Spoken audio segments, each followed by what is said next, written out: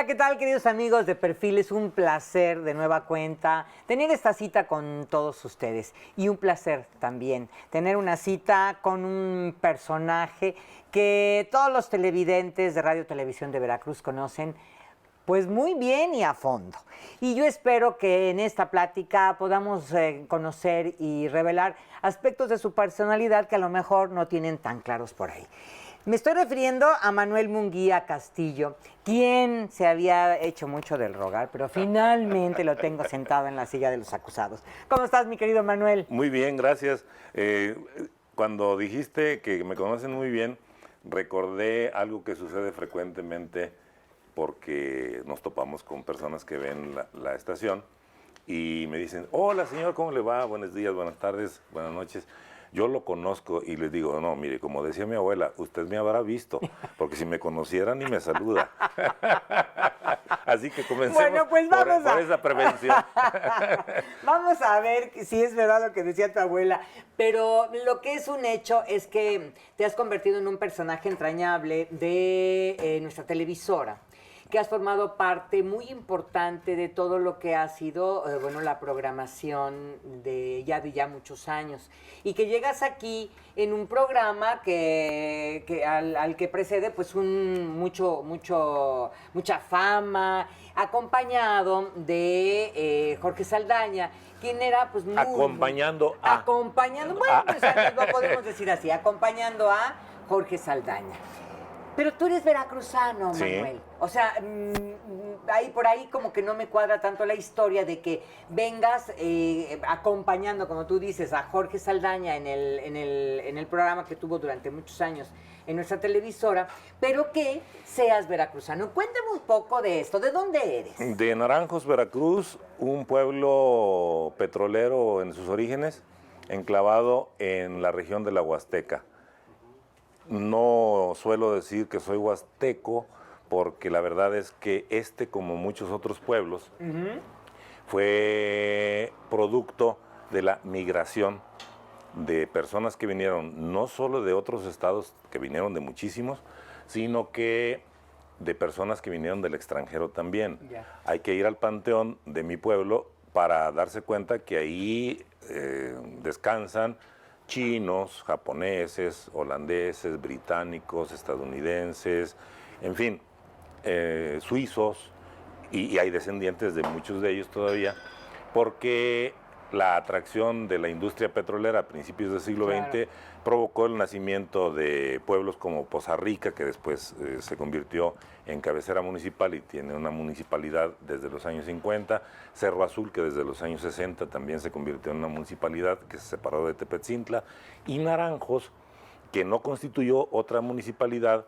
pero que se convirtió en cabecera municipal, porque como de ser un caserío y un pequeño campo petrolero, se convirtió en una ciudad donde había más actividad comercial, donde había más escuelas y servicios públicos, y se olvidaron de la antigua cabecera desde 1941 y ya firmemente desde 1943. Entonces, Amatlán, que era, hasta el municipio se llamaba Amatlán Tuxpan, así se llamaba porque pertenecíamos al distrito de Tuxpan, y ahora se llama Naranjos Amatlán. Relegamos a la antigua cabecera, aunque el pueblo sigue siendo un punto muy atractivo porque ahí sí hay una cultura huasteca, ahí sí hay hablantes de la lengua Tenec, por ejemplo, aunque hay una división muy marcada entre el barrio huasteco y el otro barrio que se constituyó también con el arribo de muchas personas desde el siglo XIX o antes. ¿Tu familia, tu papá se dedicaba a los asuntos petroleros Mi también? papá fue perforador de pozos petroleros. Ajá. ¿Así es como llegan ustedes ahí? No, los abuelos, el abuelo paterno llega del sur de Jalisco y llega a trabajar a las compañías petroleras, al Águila y a la Huasteca seguramente, en Cerro Azul. Mi papá nació en Cerro Azul, pero después vivió la mayor parte de su vida en Naranjos, aunque como trabajador de Petróleos Mexicanos tuvo que ir a muchas partes. Exiliado, decía él, porque era un disidente de la política tanto sindical como de la empresa que ya pintaba desde entonces para llegar a lo que hoy conocemos o de los restos que quedan de petróleos mexicanos. Ya. En buena medida, yo por eso no quise ser trabajador petrolero. Que era lo que Era se como una usaba, vía, ¿no? Sí, era claro, como una era un vía camino. expedita, así. Eres hijo de petrolero, pues Vas a ser petrolero, claro. Dos de mis hermanos sí fueron, se jubiló, no, uno se jubiló, el otro falleció en un accidente en una de las plataformas en la zona de Campeche. Y algunos más trabajaron en la industria, pero quienes lo hicieron más formalmente fueron ellos. Y el resto de la familia también, muchos fueron trabajadores petroleros.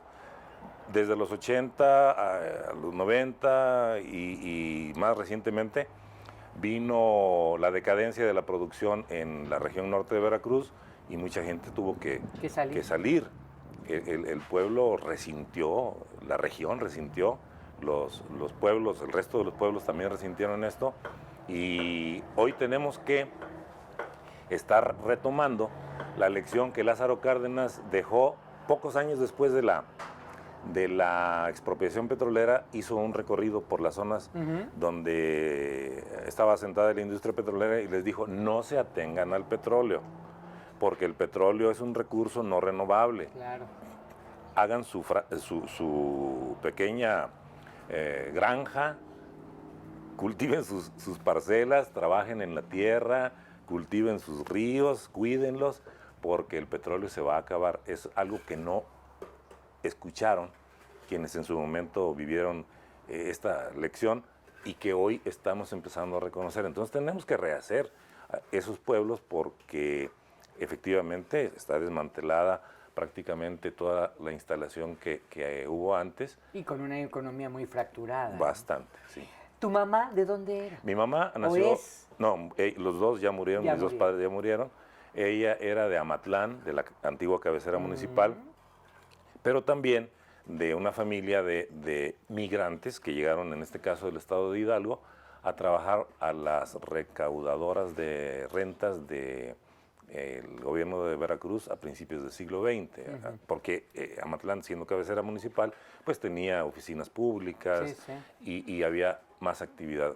Incluso el reporte, diríamos, de las contribuciones y de los impuestos de todo tipo se hacía allí mismo. Hay que recordar que, por ejemplo, el corrido Tampico Hermoso, que se escribió en los años 20, no menciona Naranjos. Dice Matarredonda, Chinampa y Amatlán, con Sacamixtle, Potrero y Cerro Azul. Sí, todavía no venía el detonante de el crecimiento de la nueva cabecera. Exacto. Así es. Cuéntame un poco del seno familiar. ¿En qué número de hijo eres? Yo fui el cuarto de la serie. ¿El cuarto de la serie de cuántos? 8. Pues casi del centro, ¿no? Sí. ¿Cuántos hombres y cuántas mujeres? Ellas 5 y nosotros 3. O sea, les ganaban. Sí, son más mujeres que nosotros los varones, sí. ¿Cómo era esta dinámica de familia, los roles tradicionales? No mucho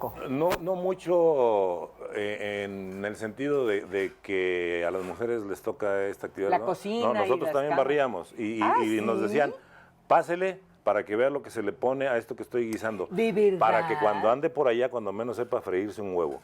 ¡Ay, qué maravilla! Sí. ¿Esa era tu mamá, la de la iniciativa? Sí. Oye, pues muy adelantada su época. Y mi papá tenía la cualidad de combinar con un poco de humor muchas de las actividades que realizaba. Muchas. Escribía décimas también y más poposas que las que yo hago. Bueno, sucede que cuando nos dejaban regalo de Navidad, el regalo venía acompañado con una escoba o con un recogedor o con implementos para bolear zapatos. Pues sí, te estoy festejando, te estoy celebrando, pero también te estoy recordando que tienes deberes. Obligaciones y deberes. Y te toca este sector de la casa y lo tienes que mantener limpio. Cuando toque pintar, vas a pintar tú este lado. Y vamos a criar un pequeño, teníamos ahí un pequeño chiquero donde criábamos un puerco para no desperdiciar lo que quedaba de los restos de la casa, y había que cuidar al puerquito aquel. Y había que hacerse... Te voy a enseñar a manejar, pero te voy a enseñar también cómo debes cambiar las llantas y cómo debes arreglar el vehículo en caso de que necesites arreglarlo. Derechos y obligaciones al mismo tiempo. Algo que creo que muchos han olvidado. No, bueno, me queda claro que con la época moderna Oye, ha traído todo eso. Yo te voy a amarrar los zapatos. Sí, claro, para que amárreselo. Porque no te canses y no te sulfures ni nada de esto. Pero en esa época todavía era la educación tradicional. Sí. La que conocieron ellos y luego con la que educaron a los hijos. Entonces, uno crecía un poco ya con esa idea de que a cada obligación correspondía de vez en cuando también una diversión, ¿no? Y un momento de relax. Cuéntame de la etapa de estudios y todo esto. ¿Cómo te fue en la escuela? ¿Qué tal alumno eras? Nunca fui, digamos, de los mejores o de los sobresalientes, creo que hasta la preparatoria. En jardín de niños, ¿Eras del montón? secundaria igual, sí, incluso reprobé matemáticas y educación física en segundo de secundaria. Ajá. Sí. O sea, la idea, ¿por qué la educación física? Porque soy muy mal deportista y tengo los pies planos y no me gustaba andar ahí correteando mucho porque me sentía afectado de tanto golpeteo. Entonces... o sea, literalmente tiene los pies planos. Sí, y aparte muy mal jugador de todo. Entonces, o sea, lo físico no era lo tuyo. No era lo principal y en alguna ocasión, pues, algún diferendo también ahí con mis maestros. Ajá. Y hasta reprobé alguna materia, pero presentabas el extraordinario y no había problema. Si te preparabas ya.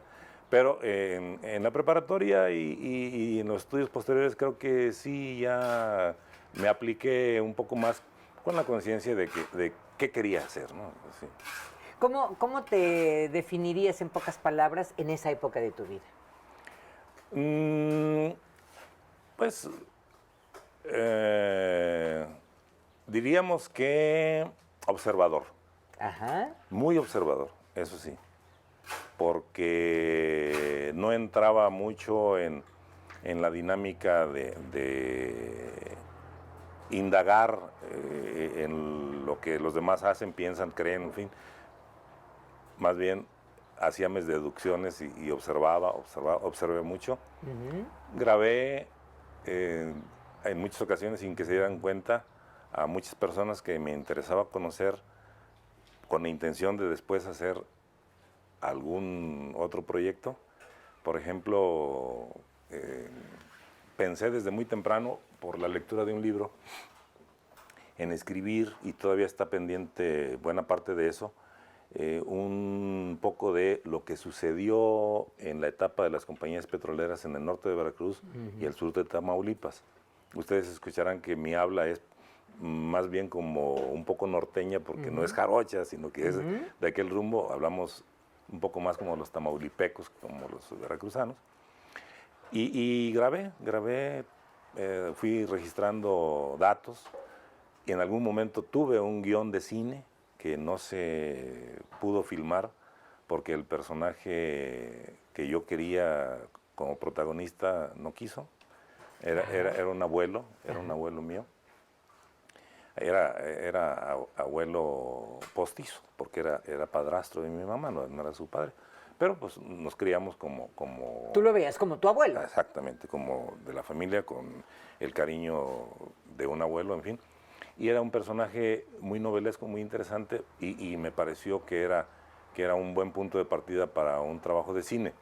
En algún momento yo trabajé con un cineasta que se llama Juan Antonio de la Riva, que ganó en Europa una Palma de Oro con una película acerca de la vida de su papá, que llevaba cine por los pueblos de Durango, y que después hizo otras películas como Pueblos de Madera y cosas así.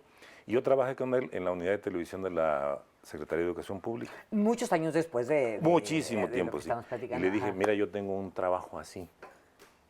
Es muy bueno, dijo, lo vamos a filmar. Y ya cuando yo quise hacer la preproducción, me dijo mi abuelo, no, a ti te platico lo que quieras, pero a otra persona no le cuento nada. Y se quedó. Pero ahí lo tienes. Ahí se quedó, ahora se está tratando de convertir en una novela. Ya.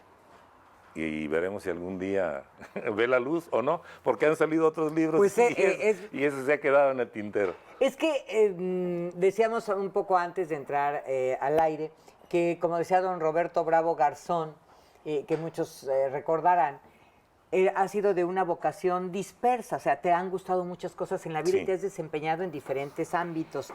¿De dónde surge esta parte, este gusto por la literatura, por escribir, por leer, Bueno. por crear? Te decía que el pueblo donde yo nací está enclavado en la Huasteca. Sí. No somos propiamente huastecos, sino que somos una población advenediza que Ajá. nació en la Huasteca. Ajá. Pero ahí concurrían los guapangueros y siguen concurriendo. Entonces, de tanto oír la jarana, la quinta y el violín, pero los versos que van diciendo los señores, te contagias de aquel ritmo, de aquel taca, taca, taca, taca, taca, taca, pues va por ahí, va por ahí. Y vas entendiendo cómo suena ese ritmo y comienzas a hacer versos. Y en son de chacoteo, pues le dedicamos versos a mi papá desde muy temprano y él nos dedicó versos a nosotros. Ajá. Y él hacía calaveras O sea, era una dinámica en la casa, en la familia. Sí, y un obrero petrolero como mi papá tenía sus rasgos, diríamos que diferenciados porque llevaba libros a la casa. Llevaba muchos libros. Yo recuerdo haber estudiado muy bien, la versión de 1959 o 1960 de una enciclopedia que se llama El Tesoro de la Juventud. Ah, claro. Tanto Ajá. que casi en todas las casas había. Sí, sí, era como un material indispensable en las casas, Ajá. ¿no? Tanto que la sigo recomendando Sí, sí, y sí. la sigo recordando muy bien. Entonces, ahí había un apartado especial para la poesía. Y aparte de eso, los profesores que yo tuve en la primaria, cuyos nombres recuerdo completos hasta la fecha, porque mucha gente dice, yo tuve un profesor que se llamaba tal, pues no recuerdo exactamente cómo se llamaba, yo sí los recuerdo a todos. O sea, tienes una buena memoria. Sí, creo que eso sí sigue hasta este momento operando. No sabemos qué pasa después, Sí, pero hasta hoy. Sí, la memoria me ha ayudado. Entonces, aparte de que varios de ellos después fueron mis compañeros de trabajo, o yo fui su compañero de trabajo, pero muchos de ellos, sin que fueran los profesores de literatura, nos inducían a conocer versos, a jugar con la rima, a deleitarnos con la palabra. Y hubo uno que nunca fue mi maestro en el aula, pero era vecino, puente colgante por medio del barrio donde yo vivía. Ajá. Y era amigo de los señores del barrio. Entonces pasaba el puente para ir al pueblo, como decíamos nosotros, porque ellos vivían en el campo, era el campo petrolero. Ajá. Sí, sí, Ajá. porque yo estudié en una escuela artículo 123, auspiciada por Petróleos Mexicanos, Ya. y esos maestros trabajaban ahí. Pues era lo que movía la dinámica Sí, económica y era- social. era- de ahí, era el ¿no? motor de, ahí. de petróleos. Entonces, este maestro, cuya esposa sí fue mi profesora en el aula, nunca fue mi maestro en el salón de clase, pero entreverado ahí en la plática, él soltaba una palabra y decía, ¿a qué no sabes de dónde viene? Ah, caray. Y entonces a mí me saltaba la inquietud, bueno, ¿de verdad? Pues, ¿de dónde vendrá? ¿O por qué se dice así? Y allá ibas a buscar, ¿no? Ay, así surgió esa Sí. inquietud por las palabras. Sí, sí, desde ahí y ya más adelante comencé a trabajar en la docencia muy temprano por circunstancias muy especiales que ocurrieron en esa escuela Ajá. primaria y siendo yo preparatoriano ya era profesor, fui profesor digamos que por cooperación en esa escuela. O sea, tú apoyabas en la parte de la docencia, pero todavía eras estudiante. Sí, yo era estudiante. Y eras estudiante de unos grados más, o sea, dabas clases en la secundaria. En la primaria, pero estudiaba en la prepa. Pues esto no es muy frecuente ni muy común. No es muy común y en ese tiempo también comencé a hacer incursiones para escribir en periódicos que se publicaban ahí en la región, o ir de vez en cuando a las estaciones de radio y me empezó a gustar. O sea, eras un chavo inquieto. Sí. Participaba en concursos de oratoria y después me querían llevar a los mítines políticos, a lo cual siempre dije que no. Aquí donde usted lo ve, Manuel Munguía es un hombre que habla fuerte. Y de eso vamos a enterarnos un poco más adelante. Vamos a unos mensajes y regresamos.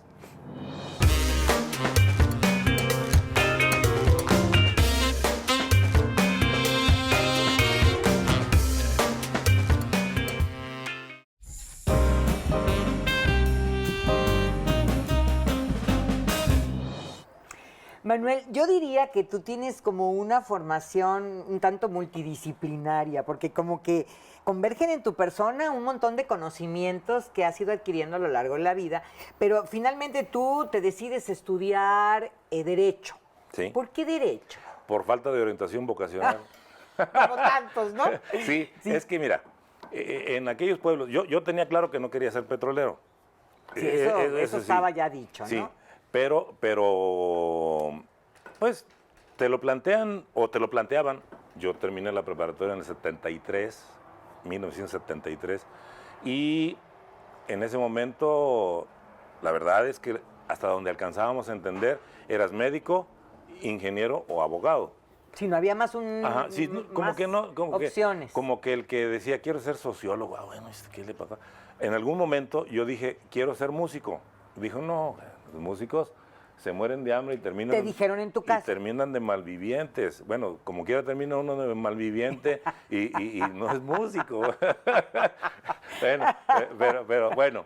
Sin embargo, desde muy temprano nos mandaron a aprender la guitarra, la jarana. Pero eso era parte de lo que había ahí en el pueblo, ¿no? Y en la escuela se formaban grupos artísticos en los que te integrabas. Y bueno, pues aprendí a tocar la guitarra hasta el nivel donde la saben tocar los aficionados. Y como ahí decía un escritor guatemalteco que escribió un texto que ahora sí, yo sí diría que ese sí me marcó a mí, que se llama Los Veneros del Diablo, Ajá. refiriéndose a los veneros del petróleo. Sí, sí, claro. Se llamaba Jorge García Granados, decía, en esta zona son bebedores de alcohol y tocadores de guitarra. Entonces, pues ahí te contagias de tocar la guitarra, ¿eh? Nada más. y aprendí así como... Pero entonces ya a esta edad, que eras un chavo muy joven, ya eras maestro de primaria, Sí. ya tocabas la guitarra, hacías décimas. Y participaba en concursos de oratoria. Ajá, y cantabas. Sí. Pero eso lo hacían los estudiantes comunes y corrientes de ese tiempo, la verdad.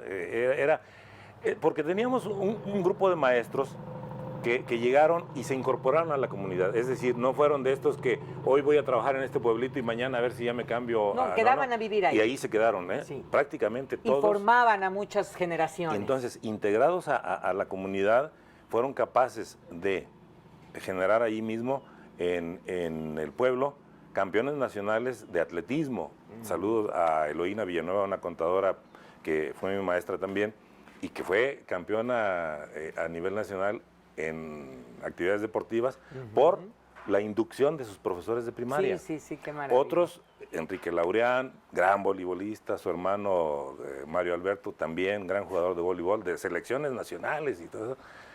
La muchacha que acaba de hablar enfrente de Donald Trump, por ejemplo, Ajá. es hija de dos paisanos de ahí en Naranjos. ¿De verdad? Sí.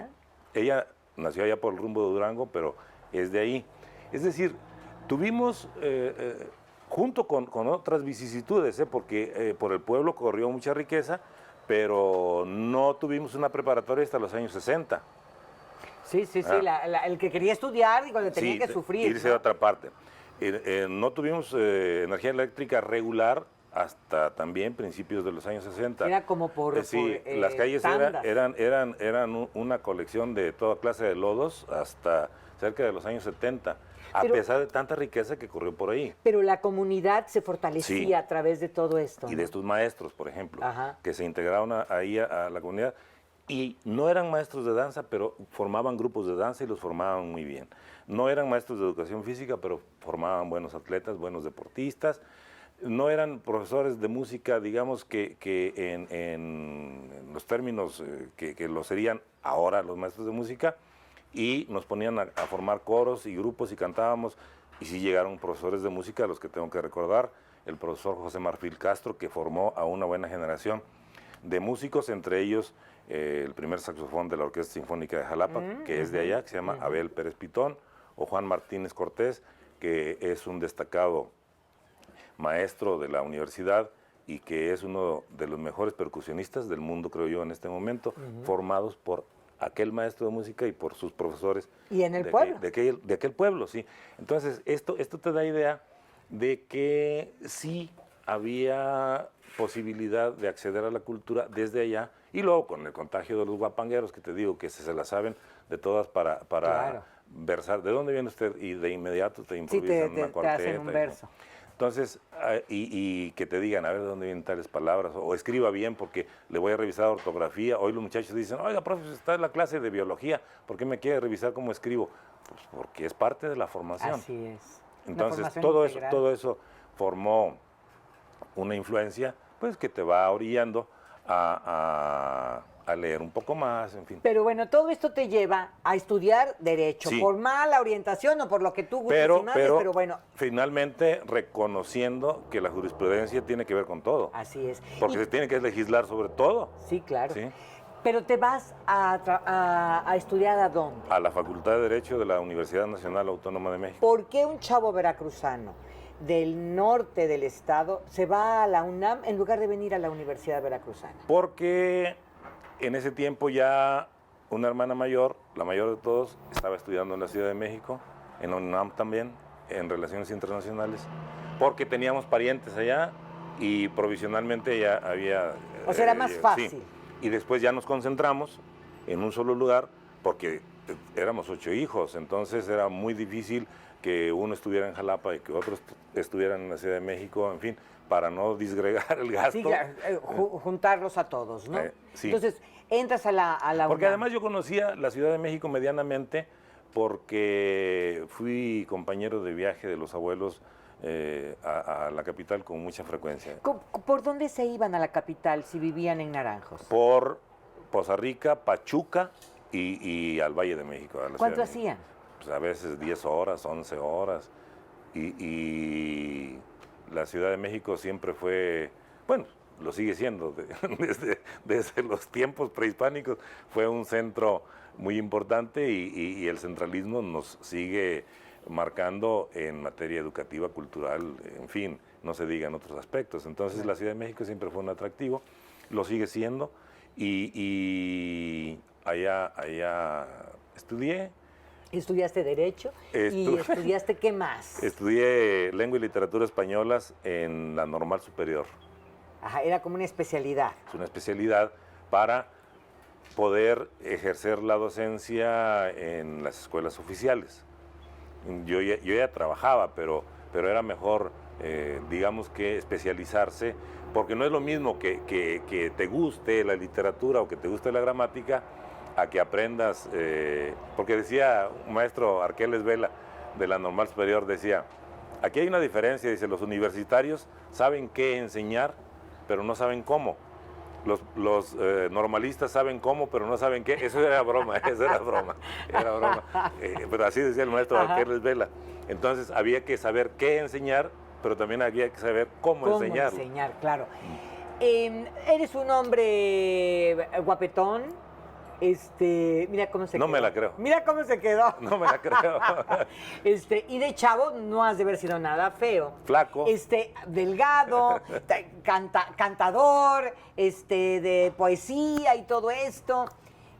¿Cómo te iba en las cuestiones amorosas, en la conquista? Porque yo como mujer te puedo decir que era muy bonito cuando eras el objeto de los suspiros de algún muchacho que toca la guitarra, porque te llevaban serenata con frecuencia y todo esto. ¿Cómo era? Lo que ¿Cómo pasó eras tú? en el pueblo fue que más que llevar serenata yo directamente, fui de los que llevaban serenata a las novias de los otros. Oye, vamos a darle serenata. Ajá. Porque debo decir que las novias siempre fueron fuereñas, como dicen allá en el pueblo. O sea, ¿del pueblo no hubo? La esposa fue fuereña también. Ajá. Y no, si acaso tuve una novia ahí mismo, pero creo que iba de Ciudad Madero, Tamaulipas. O sea, nativa de ahí, de Naranjos, ninguna. Algunas sí, pero no llegó a la No prosperó.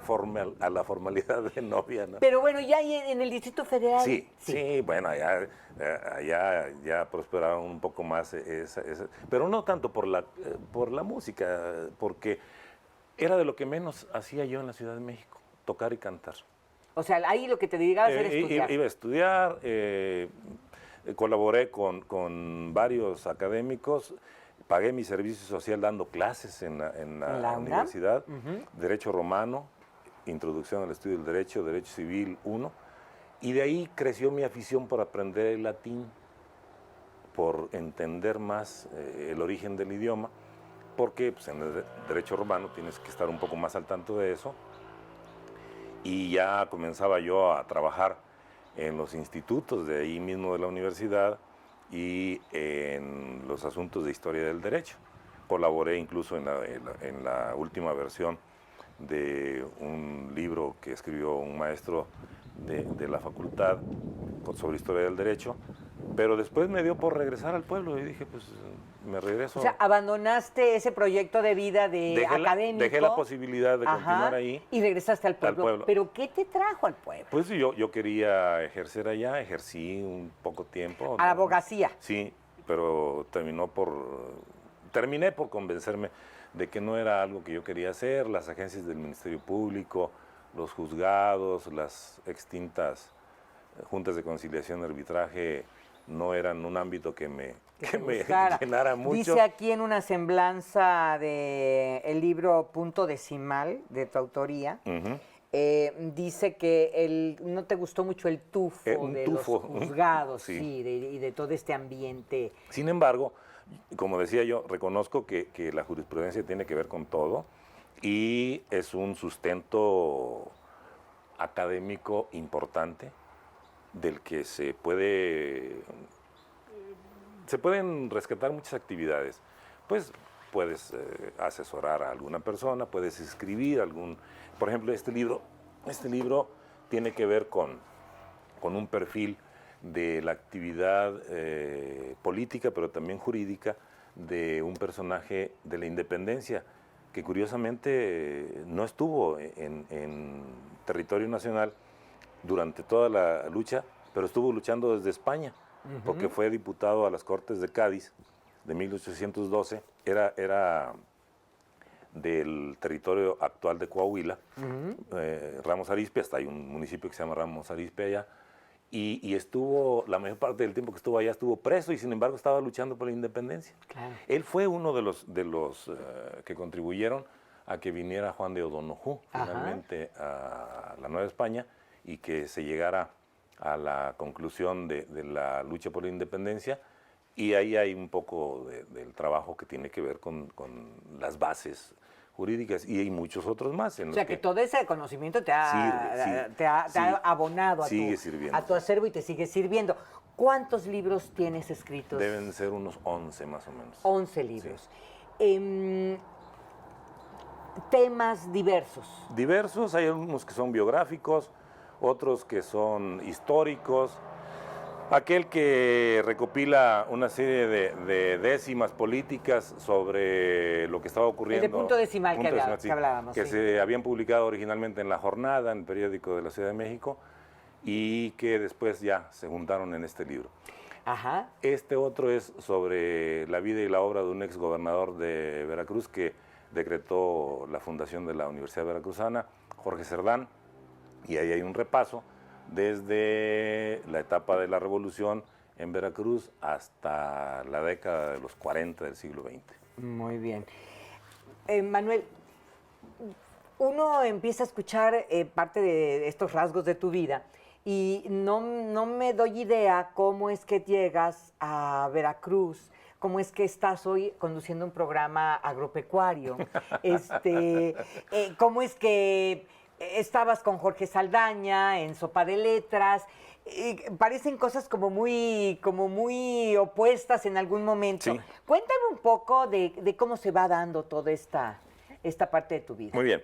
En la Ciudad de México yo comencé a ir a las estaciones de radio y trabajé en Radio Educación, en algunas estaciones del Instituto Mexicano de la Radio, en la unidad de televisión de la Secretaría de Educación Pública y me tocó ir por muchas partes del país. Aquí en la USB me toqué con la sorpresa de que están ahí algunos de los videos de una serie que me tocó hacer junto con otros compañeros, que se llama México Plural, Ajá. donde hablamos de distintos grupos étnicos, pero también de migrantes que llegaron al país en diferentes etapas de la historia, y otra que se llama Grandes Maestros del Arte Popular, donde fuimos a hacer semblanzas de artistas populares, artesanos, dicen coloquialmente, de diferentes estados, Sí. y me tocó hacer eso. Entonces, cuando yo estudiaba en la Normal Superior de México, fui alumno de uno de los participantes de Sopa de Letras, la antigua Sopa de Letras, que se La que hacía se transmitía en por el Canal 13. que se llamaba Carlos Laguna, un maestro cómo no. que murió muy joven, por cierto, y me invitó al programa. Me invitó a un concurso originalmente y perdimos. El grupo donde yo iba perdió, pero Saldaña dijo, a ver, ¿Pero concurso de qué era? de conocimientos, Ajá. y ahí tenías que contestar según el consenso del grupo, pero bueno, perdimos. Y dijo Saldaña, me volteó a ver y me dijo, a ver, el más bravo de ese grupo, dijo. Y me llamó. Te jaló a ti. Y me dijo, te voy a hacer 10 preguntas, dijo. Y si me contestas correctamente, te voy a regalar un libro. Y le dije, no, si a un equipo por 10 respuestas correctas le regalas una enciclopedia, a mí me tienes que regalar 2. Y se quedó así como... Yo lo dije, Manuel Munguía habla fuerte. Y es que mucha gente no se atrevía a contestarle ese tipo de respuestas Bueno, a Jorge, ¿no? Es que Jorge Saldaña tenía Bueno. una personalidad imponente. Y ya me hizo 10 preguntas y se las contesté y me dijo, te voy a regalar un libro. Y le dije, no, La te dije que 2. enciclopedia, ajá. Dijo, no, te voy a invitar a Sopa de Letras. Y me invitó a Sopa de Letras. ¿Así se surgió? Así surgió. Y ahí me tocó, pues, participar con Pancho Ligori, puro picudo con ahí. Arrigo Cohen, con Maestro Felipe San José, con Carlos Laguna, con Ernesto de la Peña, con Juan José Arreola, Sí. con Carlos Monsiváis, toda la gente que llegaba al programa. ¿Cómo A cuántos veces años tenías ahí? 21, Sí, estabas muy chavito. sí. Yo trabajé muchos años con Jorge, ya después de eso hicimos trabajos en radio, en prensa, en muchas partes. Y años después, porque él estuvo fuera del país unos años, volvió y yo trabajaba en una editorial donde también elaboré algunos libros sobre asuntos muy dispersos, dices Sí, tú. sí. Por ejemplo, la tradición de los monasterios benedictinos, me tocó hacer un libro sobre esa materia, o sobre los castillos medievales, imagínate. En fin. Y así sobre danzas folclóricas de México, bueno, en fin, cosas así. Y trabajé en diarios haciendo corrección de estilo o lo que se llamaba edición, principalmente en La Jornada. Y ahí me tocó revisar textos de Miguel Ángel Granados Chapa, de Cristina Pacheco, de Carlos Monsiváis, de muchísimos colaboradores que son periodistas reconocidos. Pero independientemente de eso, yo en mis estancias en provincia ya había hecho periódicos, yo he hecho periódicos regionales. Pero además has hecho esta parte de la comunicación lo decías, desde tu pueblo, en programas de radio y todo esto, ¿no? Sí, desde allá comencé como que a irme acercando a las actividades de comunicación. Y así, en todos los lugares donde he trabajado, en algún tiempo trabajé en Lázaro Cárdenas, Michoacán, en la siderúrgica de Las Truchas. ¿Y qué hacías ahí? Ahí era jefe de redacción en la Oficina de Comunicación Social. O sea, finalmente también ligado, ¿no? Sí, pero junto con eso daba clases en una preparatoria de la Universidad Nicolaita, pero daba geografía política. Bueno, y hacía un programa de radio en una estación del IMER, que está allá en Lázaro Cárdenas, que se llama Radio Azul, con música clásica. Muy bien, sí, bueno, pues ya lo decíamos. Has tocado muchos ámbitos y de esto vamos a seguir hablando después de una pausa.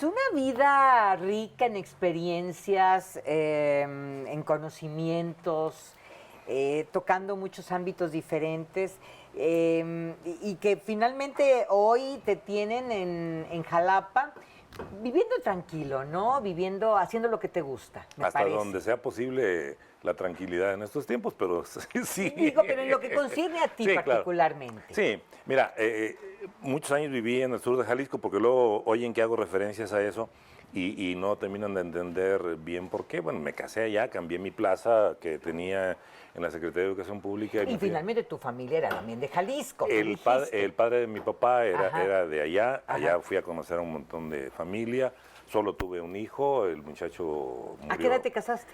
a los 22 o 23 años. Muy de jovencita, joven. ¿con quién te casaste? Con la profesora Esther Martínez Covarrubias, que De todavía vive allá. por allá. Ajá. Sí, Y pero hablabas de un hijo. sí, murió a los 15 años y es el único hijo biológico que yo he tenido. Digo así porque tengo muchos sobrinos y muchos exalumnos y muchos ahijados, ¿sí?, en los que se presenta la oportunidad de ejercer una forma de paternidad, Ya. más 2 hijas de crianza, diríamos, que están Ajá. allá todavía, que viven por allá. Entonces yo llegué ahí y trabajé una temporada, después me volví a ir a trabajar a la televisión de la Secretaría de Educación Pública y volví y en algún momento volví desempleado a trabajar otra vez como corresponsal de una agencia de noticias de Guadalajara, después ya en otros periódicos locales, después hice un periódico, después fui director de Educación y Cultura y de la Casa de la Cultura en el municipio de Zapotlán hoy. Todavía en Zapotlán, Jalisco. sí. Y regresé a la Ciudad de México, después volví a Naranjos, volví a la Ciudad de México y trabajaba en la editorial cuando salí de ahí y entonces Jorge Saldaña me invitó a venir a trabajar acá al programa que comenzaba en 2005 en RTV. Ajá, ¿nunca perdiste el contacto con Jorge? No, siempre yo. Hablabas de también tenías una relación pues más o menos cercana con Juan José Arreola. Me Sí. decías. El maestro Arreola, yo acudía a sus talleres en la Ciudad de México, él iba a los programas que hacíamos en el Canal 13 y coincidimos allá en su pueblo porque él era de Zapotlán el Grande. Sí, él siempre dijo Zapotlán, se resistía a decir Ciudad Guzmán. Y en alguna ocasión, yo escribí incluso la esquela que se publicó de Juan José Arreola en una décima, cuando Ajá. falleció realmente, porque cada que me encontraba allá en el pueblo se paraba con su pequeña Andaba en su moto. una motocicleta pequeña. Y con su capa. Y una capa, y le decía, te vas a ahorcar, maestro, ten cuidado con esa capa, porque... bueno, y me preguntaba que si ya no le había matado, no lo había vuelto a matar, porque yo le hacía una calavera cada que llegaba el tiempo del Día de Muertos y eso. Le digo, no, maestro, todavía no te toca, espera, cuando llegue el Día de Todos los Santos. Entonces, en una ocasión que lo anunciaron allá, porque iba a dirigir un taller literario, pues se llenó la casa, yo todavía no era director, era anterior a eso. Y mucha gente llegó ahí y ya nos volvimos a identificar, pero fuimos al tercer sábado y dijeron, el maestro Arreola va a estar ausente unos días del taller porque va a ir a cumplir unos compromisos a la Ciudad de México. Bueno, muy bien. Y el lunes me pongo a ver yo la reseña del campeonato de fútbol de ese momento y me encuentro al maestro Arreola comentando fútbol con Jorge Berry. Y dije, esos eran los compromisos que tenía el maestro Arreola en la capital. Ahora que venga, lo voy a recibir en la Casa de la Cultura con una décima. Ajá. Y el campo de fútbol más conocido de esa ciudad se llama el Estadio Santa Rosa. El campo. ¿Y dónde vamos a jugar? En el Santa Rosa y en el Santa Rosa. Bueno, y ya que le escribo la décima en el pizarrón y le pongo, bienvenido a Zapotlán, maestro multiparlante, aunque sea como emigrante de esos que vienen y van. Muchos esperando están tu plática deliciosa. Nomás escucha una cosa, por tus nuevas aficiones cambiaremos las reuniones al Estadio Santa Rosa. Y se carcajeaba. Le causó mucha gracia. Oye, Manuel, háblame un poco, ya estamos nos quedan ya pocos minutos de programa, pero me gustaría que nos platicaras a mí y al público acerca de tu llegada a Radio Televisión de Veracruz. Ya sabemos que fue a través de la invitación de Jorge Saldaña para el programa que tenía aquí en nuestra televisora, pero ¿cómo te quedas y qué es lo que has hecho ahí? Sí, porque los compañeros técnicos me acercaron a los directivos del canal en ese momento y le dije, señores, que yo nada más estoy trabajando los sábados, yo no tengo otras O sea, actividades. nada más venías al programa de Jorge. Sí, Ajá. o ya estaba aquí. Primero estuve yendo y viniendo Y te mudaste. y después me quedé. Entonces ya me dijo, fíjese que estamos necesitando un decimista en el agropecuario. ¿Quién te dijo? don Sergio Villesana. Sí. Le dije, bueno, pues está bien, pues yo hago décimas, le dije, a ver qué se puede hacer. Y comencé haciendo décimas en Veracruz Agropecuario. Después me encargó que hiciera un programa sobre la Huasteca en radio, que se llamó Voces de la Huasteca, y de ahí fui incursionando en otras actividades, porque yo creo que incluso en este momento está faltando que volvamos los ojos a los viejos, y ahora lo digo con mayor razón porque yo ya tengo mi credencial del INAPAM.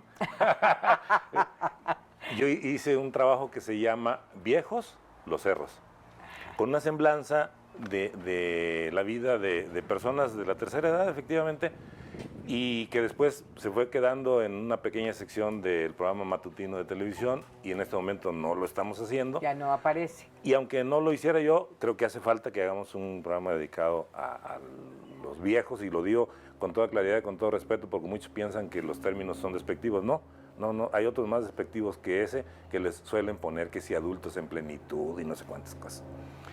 Luego de eso, ya fui entrando a la conducción de Veracruz Agropecuario, y cuando se retiró don Miguel Cornelio, me llamaron para participar en un programa que pasaba en las mañanas en radio, Buenos Días Veracruz, y de ahí pues ya otro que me toca hacer con Miguel Renón y con Linda Mújica, que se llama Puro Veracruz, y los lunes me invitan al programa de televisión de la mañana para hacer una sección que se llama Errores y Horrores del Idioma, y así luego me llaman para algunas otras actividades, para ir a cantar las mañanitas de la Virgen o para ir a la ceremonia de los niños héroes, y allá voy. Te has vuelto un conductor multifacético. Pues sí, porque me gustan todas esas actividades. ¿Te gustan esas actividades y tienes el acervo cultural que se requiere para poder hablar de cualquier tema? Y eso es súper importante. ¿Qué viene para ti? Pues soy cronista del municipio de Naranjos, Amatlán. ¡Ay, qué padre! Y hago algún trabajo, todavía no el suficiente, porque no es muy fácil radicar en Jalapa, No, claro. y estar yendo a recabar ¿Cuántas información. horas te avientas de carretera? 7, 8 horas de carretera. Que no está auto, muy no es buenas cerca. condiciones. Cuento con la generosidad de muchas personas que me proporcionan documentos, testimonios, fotografías, en fin. Es un consejo de la crónica que contribuye mucho. Llevo estos trabajos a las reuniones que semestralmente hace la Asociación de Cronistas de Veracruz, pero pues algún día dejarme de estas farándulas y ya retirarme a escribir seriamente sobre la historia del municipio y a cultivar la tierra también, porque ¿Te llama la atención eso? tengo un terreno rústico que no se ha cultivado lo suficiente, y yo creo que amerita que hagamos una economía de subsistencia, cuando menos, y pues disfrutar de lo que la tierra produce. Lo tienes allá en el norte del estado. ¿Y qué te gustaría cultivar? ¿Cítricos? Pues ahí ya hay cítricos. Ajá. Y hay otros frutales, hay mangos, plátanos, tamarindos, aguacates, pero hace falta producir un poco más de hortalizas, de verduras, de otros... O sea, ¿te ves ya retirado, viviendo de lo que produces ahí? Pues sí, para hacerle honor a Fray Luis de León, Ajá. que en la Oda a la vida retirada dice que en las regiones agrestes y campiranas viven los pocos sabios que en el mundo han sido. Ándele. O sea que vas para allá. Ojalá que sí. Libros, proyectos de... Sí, pues el que te decía de la novela aquella en la que se convirtió la primera historia sobre lo que ocurrió en el norte de Veracruz con las familias que llegaron por allá. Y uno que estoy pensando para aprender etimologías desde muy temprano, porque luego nos ponen la clase de etimologías en la prepa, cuando ya tenemos muchos vicios. Y creo anteriores. que ya ni hay clase de etimología. Ya la reinstalaron. Ya la reinstalaron. A mí me tocó grabar la más reciente versión en telebachillerato, por cierto. Pues qué maravilloso, porque eso se había perdido por muchos años. Y se nos ha olvidado enseñarles a los niños, desde que comienzan a aprender a leer y escribir, que las palabras tienen una historia. y que tienen distintos contextos. Por eso es que a veces no gustamos mucho de la palabra, porque creemos que es algo que nació ayer y que se puede desechar mañana. No, las palabras tienen todo un trayecto. Entonces estoy preparando eso en algo que ya desde ahora creo que se va a llamar Eti Monos, porque va a llevar dibujitos. ¡Ay, maravilloso! Pues sí. Claro, claro. Una versión mucho más digerible. Claro, para los digamos jóvenes. que muy visual, dadas las características del aprendizaje que hoy se prefiere, porque las personas prefieren, pues, aprender apoyados por la imagen. Entonces, ahí me van a auxiliar algunos diseñadores gráficos y caricaturistas para poder hacer este trabajo. Manuel, ya sé que, bueno, nos dijiste que tienes buena memoria. ¿Podrías darnos una décima de que hayas hecho que te guste particularmente? Sí. Hace muchos años un escultor tallaba madera en Jalisco precisamente, fue y me dijo, ¿me vas a escribir 10 décimas? Le dije, oye, pero es que yo no escribo décimas así por encargo. Me tienes que llevar a tu taller y aderezar la plática ahí con uno de esos productos que tú envasas, por ejemplo, ¿no? y es algo que se llama ponche de granada, le llaman. Pues es un preparado parecido a los toritos, digamos, pero con jugo de granada. Sí. Y sí, así fue. Ya me fue mostrando 10 esculturas que iba a presentar a una exposición y me llamó la atención una. Y le dije, ¿cómo se llama eso? Se llama Los Prejuicios, me dijo. Pero ese es un ser encadenado. Sí, dice, está encadenado, pues así nos tienen los prejuicios. Le digo, pero la mitad es humano y la otra mitad es como un robot, como humanoide, como... ¿Qué es eso? Pues en eso nos estamos convirtiendo, dijo. Ay, caray, dije yo, pues esto es premonitorio. Pero tiene como unas cadenas, los ojos... Sí, dice, ese es. ¿Y cómo se llama? Bueno. Ah, no, los dogmas, dijo. Los dogmas. Bueno, y de ahí surgió esta décima. Dice, hay cadenas que nos ciegan, que nos callan, que nos atan. Y si al final no nos matan, a humanoides nos relegan. Quienes al dogma se apegan, dogma de cualquier color, desperdician lo mejor que tenemos los humanos, la libertad de las manos, la libertad interior. Ay, qué bonito. Muchísimas gracias, Manuel. De verdad te agradezco profundamente que hayas aceptado esta invitación. Gracias a ustedes. Y que no sea la última, ¿no? Que no sea. Muchísimas gracias a usted también que me ha hecho favor de acompañar en este perfil. Y como siempre le digo, que lo espero en la próxima.